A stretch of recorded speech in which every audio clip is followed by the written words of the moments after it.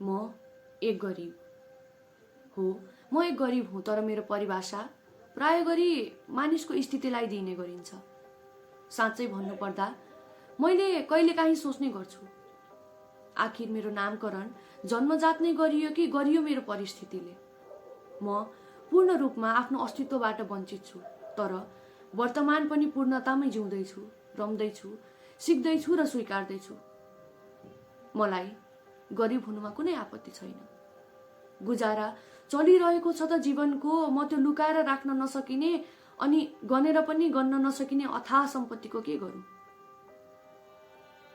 खुला मोटर गाडीमा हावाको गतिमा रम्दै हिँडिरहेकाहरू, राजदरबार भन्दा पनि ठुलो महलमा हरेक बिहानीको दृश्य हेर्दै रमाइरहेकाहरू, 84 व्यञ्जन भए तापनि अझै 2-4 परिकारका माग गरिरहेकाहरू र रङ्गी चङ्गी थरी थरी जुत्ताका जोडासँगै अलग अलग भेषमा देखिरहेकाहरू, ती तमाम मानिसहरू सन्तुष्ट हुन सकेनन् भन्दैमा म मेरो सानो झुपडीमा सन्तुष्ट नभएको होइन।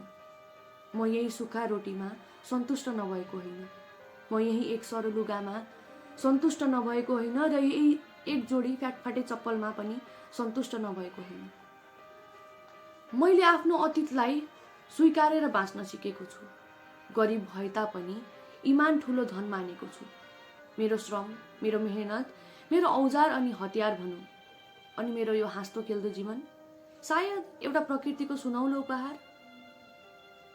मेरो परिभाषालाई प्राय व्यङ्ग्यको रूपमा लिने गरिन्छ।